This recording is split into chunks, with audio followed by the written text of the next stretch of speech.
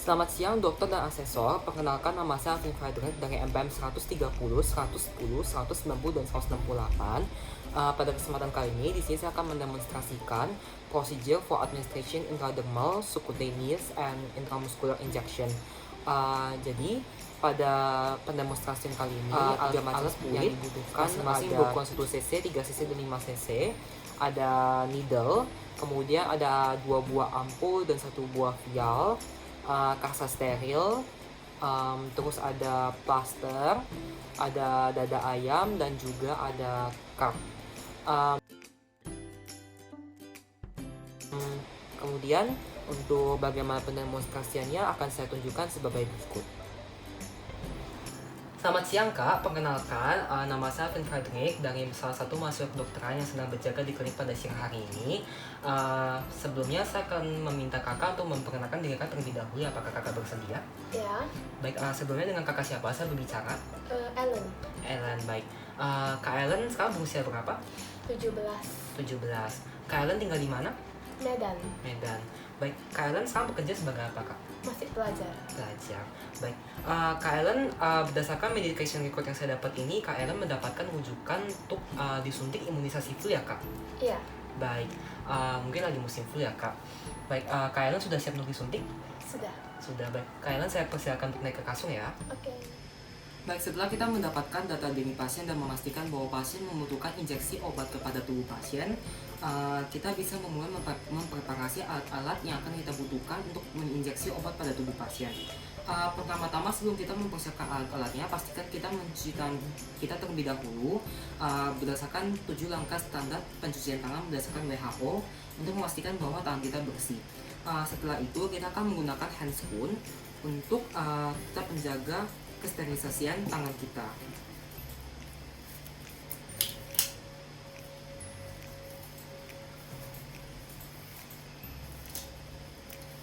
Setelah itu, apabila kita sudah menggunakan handscoon kita bisa mulai mempersiapkan alat-alatnya. Di sini kita pertama-tama akan menyiapkan 2 hal terlebih dahulu, yaitu obat yang akan diinjeksi kepada tubuh pasien dan juga ada jarum yang akan digunakan untuk diinjeksi ke tubuh pasien. Pertama kita akan membaca kembali medication record pasien membutuhkan obat apa yang akan diinjeksi kepada tubuh pasien. Di sini saya telah mempersiapkan dua ketersediaan obat, vial dan ampul. Di sini ampul berisi lidocaine dan juga pada vial ini terisi kanamisin sulfat. Pastikan kita membaca kembali label pada obat bahwa namanya sudah benar berdasarkan medication recordnya. Ini ada lidocaine dan kanamisin, dan juga kita membaca kembali administration route obat tersebut, apakah intramuskular, subkutan, atau intradermal, dan juga memeriksa kembali expired pada obat tersebut untuk memastikan bahwa obat tersebut sudah benar untuk diinjeksi ke tubuh pasien. Setelah kita mengambil obat tersebut, kita akan memilih jarum apa yang cocok untuk digunakan injeksi kepada tubuh pasien. Untuk kanamisin ini akan diinjeksi secara intramuskular ke tubuh pasien, dan untuk lidocaine ini akan disuntik secara subkutan kepada tubuh pasien. Di sini jarum yang saya pilih untuk menyuntikkan kepada tubuh pasien yaitu adalah jarum 5 cc dengan ketebalan 22 gauss dan jarum panjang 1,5 inci. Kemudian untuk subkutannya saya mengambil jarum 3 cc dengan ukuran jarum 23 gauss, panjangnya 1,4 inci. Kemudian nanti untuk intradermal saya mengambil jarum 1 cc dengan ukuran jarum 26 gauss, panjangnya 0,5 inci. Kemudian setelah kita menentukan ukuran pada jarum yang akan digunakan pada tubuh pasien, di sini saya juga telah mempersiapkan jarum tambahan, di mana akan saya gunakan untuk mengganti jarum pada syringe ini ketika saya telah mengambil obat tersebut dari vial, untuk memastikan bahwa jarum masih tetap dalam keadaan paling tajamnya agar bisa menembus kulit pasien dengan baik. Di sini saya akan mendemonstrasikan penyuntikan intramuskular, subkutan, dan juga intradermal, lalu juga pengambilan obat dari ampul dan vial. Pertama-tama yang saya akan lakukan di sini adalah mendemonstrasikan pengambilan obatnya terlebih dahulu, yang lalu akan dilanjutkan dengan pendemonstrasian penyuntikan obat pada ketiga macam injeksi. Di sini saya akan memulai dari vial terlebih dahulu. Karena vial yang saya miliki di sini masih dalam berupa bubuk, maka bubuk ini perlu dilarutkan terlebih dahulu. Untuk aturan pelarutan dari obat ini sudah tertera pada kotak obat ini dalam tabel larutannya. Jadi pada vial ini terdapat potensi 1 gram kanamisin. Untuk pelarutannya disarankan menaruh 4,2 ml untuk mendapatkan dosis 200 mg per mililiter. Karena kanamisin ini memiliki dosis 15 mg per kilogram berat badan pasien per hari dan berat tubuh pasien ada 60 kg, maka dosis pasien yang dibutuhkan adalah kurang lebih 900 mg dan akan dipecah sebanyak sehari 2 kali, yaitu pada 1 kali penyuntikan yaitu 400 mg. Untuk mendapatkan 400 mg maka saya perlu mengambil kurang lebih 2,25 ml atau 2,4 ml. Di sini saya akan mempraktekkan bagaimana cara menakutkan vial berupa bubuk ini. Di sini saya telah menyiapkan aquabides atau air steril yang akan disuntikan atau ditaruh kepada vial ini untuk melarutkan obat tersebut. Pertama-tama yang akan saya lakukan adalah menyiapkan jarumnya terlebih dahulu. Maka saya akan membuka jarumnya. Karena ini berupa penyuntikan intramuskular, maka saya akan menggunakan jarum yang berupa 5 cc. Di sini saya akan membuka segel pada vial ini. Kemudian vial ini akan saya bersihkan menggunakan alkohol swab untuk membersihkannya agar tetap steril dan terbebas dari kontaminasi.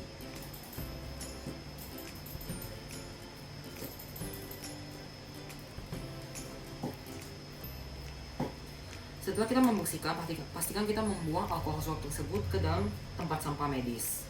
Lalu di sini saya akan melepaskan penjaga needle tersebut. Oh ya, pertama-tama sebelum kita menggunakan jarum tersebut, pastikan kita sudah mengencangkan jarum ini, karena biasa apabila kita baru mengambil dari bungkusannya, lock ini masih belum kencang. Maka kita pastikan pengencangan terlebih dahulu, baru kita buka penjaga needle-nya. Setelah itu kita ambil aquabides sebanyak 4,2 ml.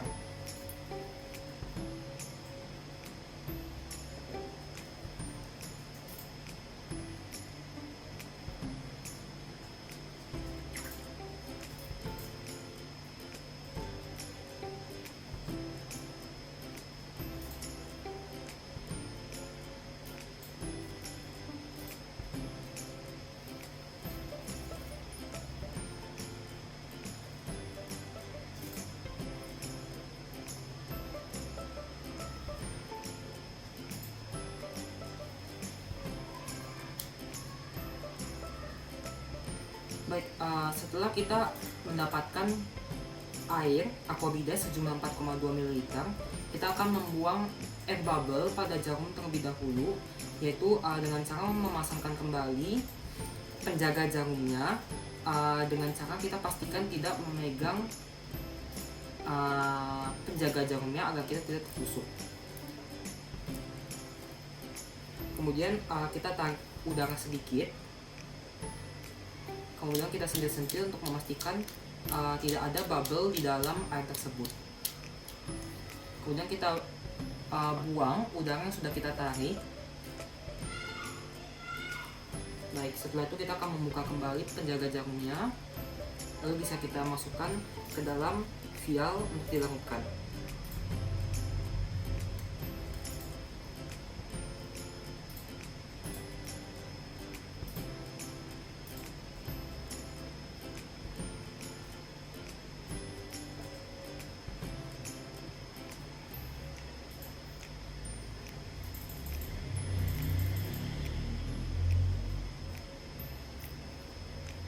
Baik, setelah kita mendapatkan pelarutan dari vial ini, kita pastikan bahwa akan terlarut secara sepenuhnya terlebih dahulu sebelum kita ambil obat ini.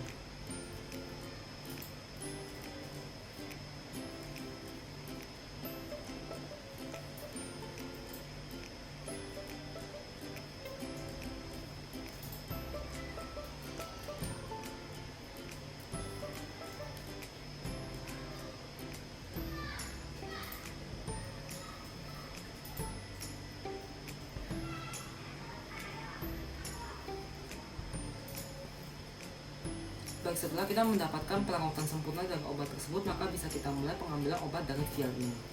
Kita akan mengambil vial dengan tangan non dominan kita dan squeeze pada tangan dominan kita. Di sini kita akan memasukkan dari silang vial ini. Kemudian akan kita tarik obat sebanyak 2,4 ml.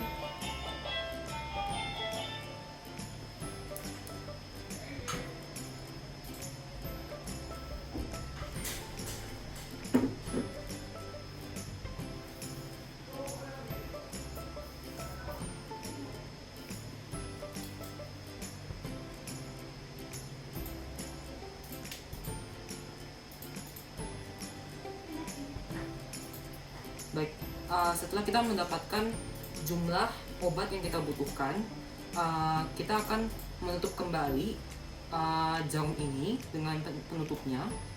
Pastikan kita tidak menyentuh penutupnya ini.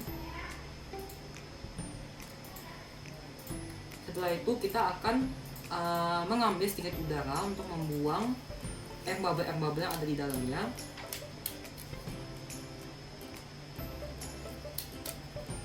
Bisa kita sentuh sedikit, kemudian kita keluarkan kembali udaranya.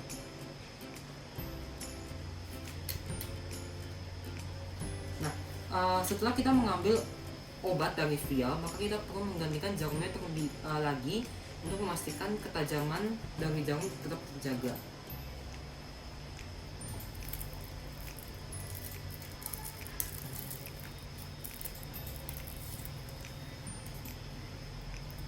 Pastikan kita membuang jarum tadi ke dalam tempat sampah medis. Kita akan memasang kembali jarumnya. Pastikan jarum ini secure dan kencang. Kemudian jarum ini sudah siap untuk disuntikan kepada tubuh pasien. Selanjutnya saya akan mendemonstrasikan pengambilan obat dari ampul. Di sini ada ampul dengan leher memiliki garis putih lingkaran, yang berarti saya bisa mematahkan dari arah mana saja di bagian lehernya. Untuk menyiapkan ampul, pertama-tama kita pastikan lagi kita membaca nama dari obat tersebut apakah sudah benar, bagaimana cara mengadministrasikannya dan tanggal expirednya. Setelah itu, untuk ampul, pertama-tama kita pastikan dulu bahwa obat sudah masuk ke bagian bawah ampul semuanya. Untuk melakukan ini bisa kita lakukan penyentuhan atau pengatukan pada bagian atas ampul sampai tidak ada lagi obat yang tertinggal pada bagian atas ampul. Setelah itu, kita akan membersihkan ampul dengan alkohol swab untuk memastikan kebersihan dari ampul tersebut agar tetap steril. Kita bersihkan di bagian leher ampul yang paling penting. Setelah kita bersihkan, ampul ini sudah siap untuk dipatahkan. Pastikan kita membuang alkohol swab kepada tempat sampah medis. Apabila terdapat obat di bagian atas ampul lagi, bisa kita lakukan penutupan kembali.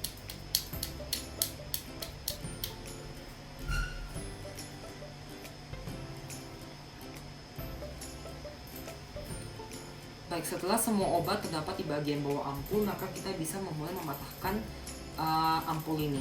Untuk mematahkan ampul ini, kita akan mengambil kasa steril, kemudian kita letakkan di bagian leher ampul, lalu kita patahkan ke arah berlawanan dari tubuh kita. Baik, setelah itu kita buang kasa dan kepala ampul ini ke tempat sampah medis. Nah, setelah itu kita akan mengambil jarum yang dibutuhkan. Kemudian kita lepaskan penjaga jarum ini. Lalu kita ambil obatnya dari ampul ini. Pastikan kita sudah mengkalkulasi dosis terlebih dahulu sebelum mengambil berapa banyak obat dari ampul ini. Untuk ampul ini akan saya ambil sebanyak 2 ml.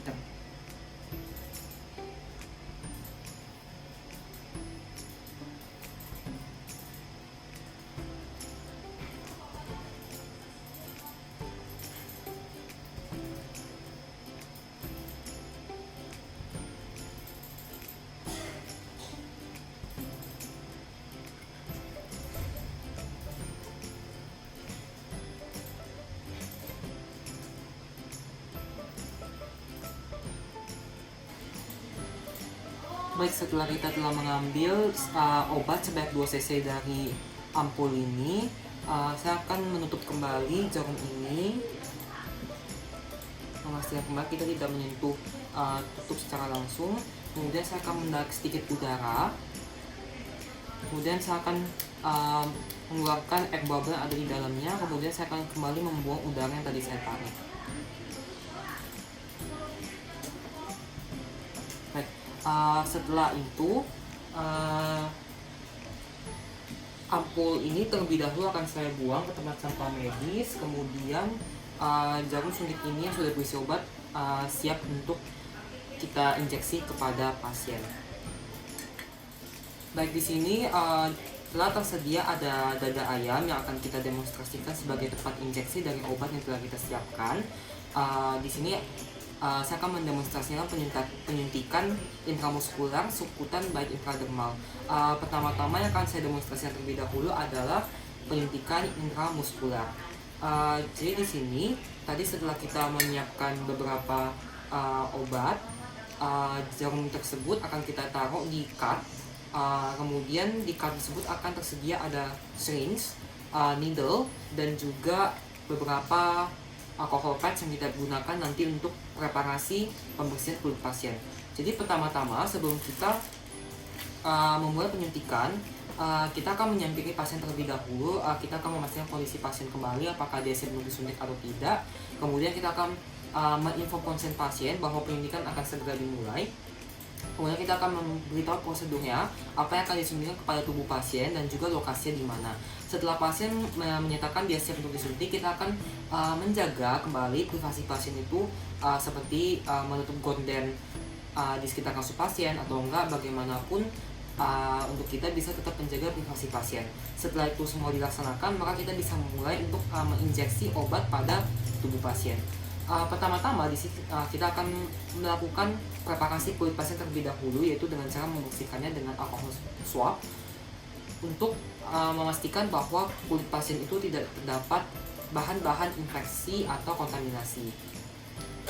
Jadi di sini saya akan mengambil alkohol swab dan akan saya bersihkan kulit pasien terlebih dahulu. Jadi apabila lokasi injeksinya di sini, maka saya akan membersihkan di daerah sana.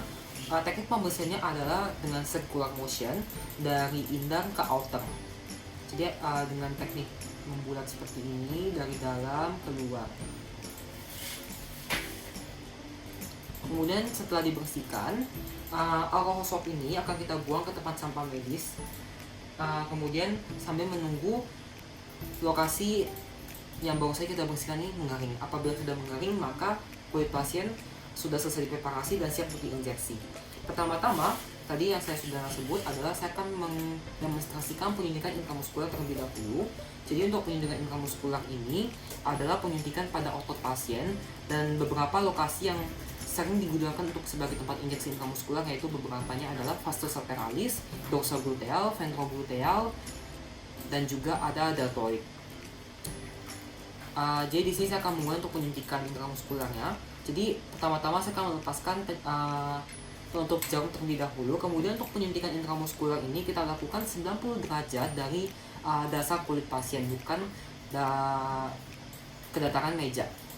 Nah di sini apabila di set of injection di sini, maka saya akan mengambil kurang lebih 90 derajat dari titik penyuntikan tersebut.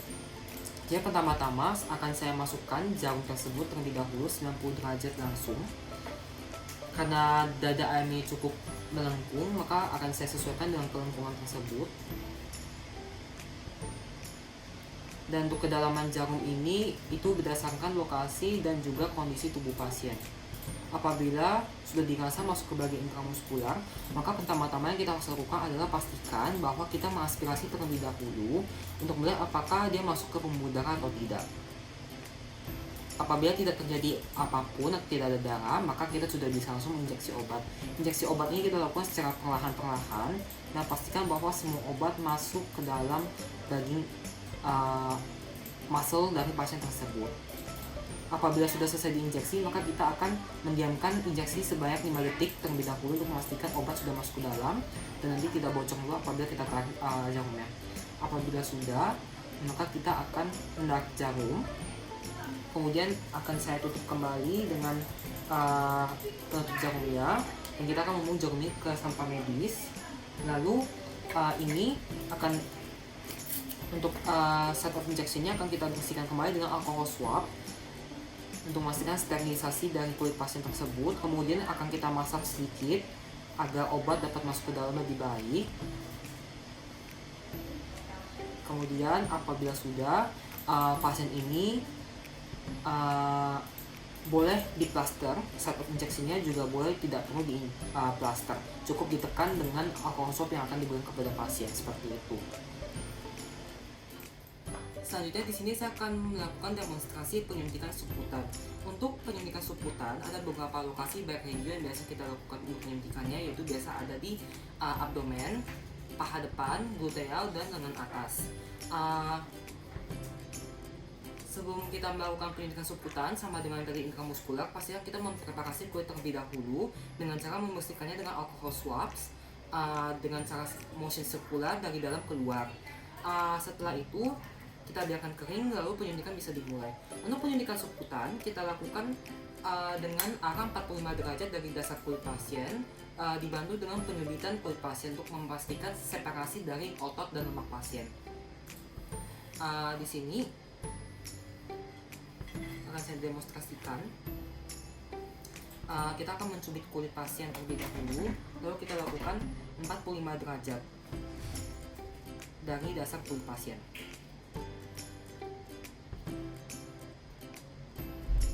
Setelah kita masukkan 45 derajat, akan kita suntik. Kemudian kita aspirasi terlebih dahulu untuk memastikan apakah masuk ke dalam pembuluh darah atau tidak. Setelah kita pastikan tidak masuk, maka penyuntikan bisa kita mulai.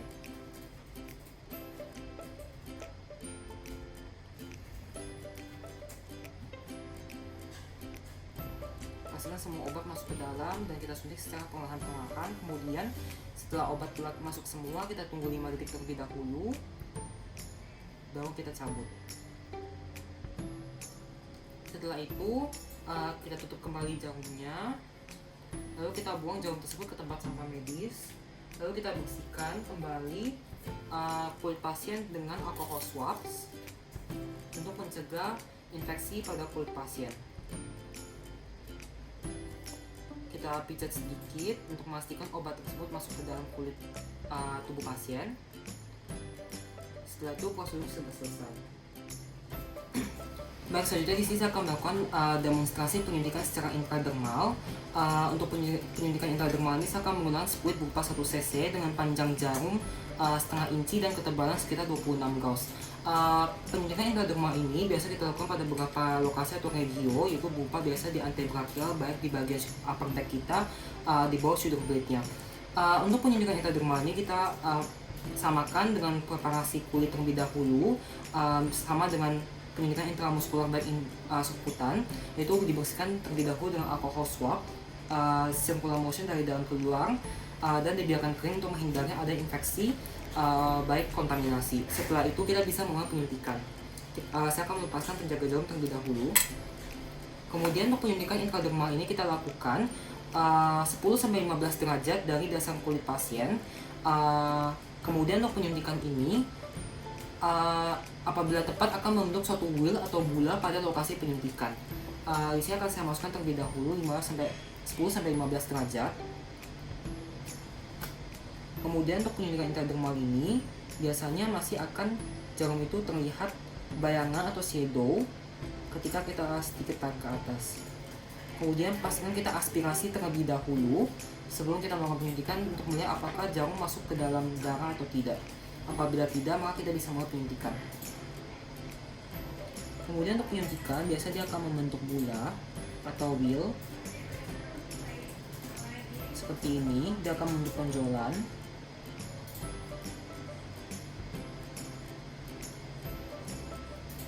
Pastikan kita suntik sampai habis secara perlahan. Kemudian apabila sudah, kita tunggu 5 detik untuk memastikan obat sudah masuk ke dalam. Kemudian kita cabut keluar. Lalu ini akan saya pasang kembali pengamannya.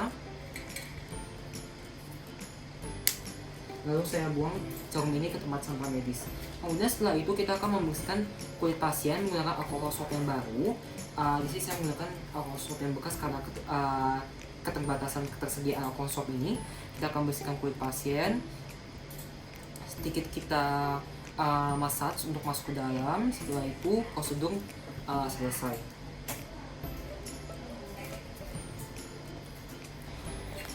Baik, setelah dilakukan injeksi pada pasien, selanjutnya kita akan meminta pasien untuk kembali ke posisi semulanya yang nyaman, bisa tetap di kasur atau baik kembali ke kursi. Setelah itu kita akan melakukan pendataan prosedur penyuntikan ini. Pada pendataan ini ada berisi berupa tanggal dan waktu injeksi, kemudian ada tipe obat dan dosis yang diberikan pada pasien, kemudian respons pasien, dan juga ada nama dan tanda tangan pemberi injeksi atau dokter yang memberikan injeksi. Sepanjang kita menulis data tersebut, kita juga akan sembari memeriksa reaksi pasien terhadap injeksi yang diberikan. Kita akan memberikan waktu kepada pasien sekitar 15 menit untuk menunjukkan apakah pasien menunjukkan ada tanda-tanda misalnya alergi ataupun yang lain yang mungkin bisa mengganggu kondisi pasien. Nah, apabila pasien tidak menunjukkan gangguan atau pasien tidak merasa ketidaknyamanan apapun, maka prosedur bisa selesai dan kita akan mengucapkan terima kasih kepada pasien dan sampai jumpa. Baik, sekian untuk pendemonstrasian Skills Lab minggu ketiga EMS ini. Kurang lebih saya minta maaf dan terima kasih kepada dokter dan asesor yang telah memeriksa video ini. Hatur nuhun.